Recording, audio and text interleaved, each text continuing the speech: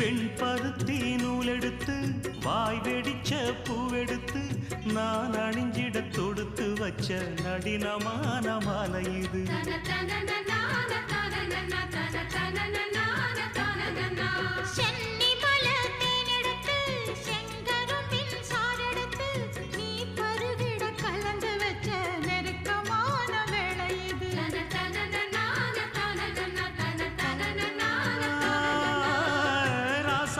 உடம்பிருக்கும் ரவிக்க துணி நானாக அன்னாடம் சூடி கொண்ட ஆசை வச்சாகாதா.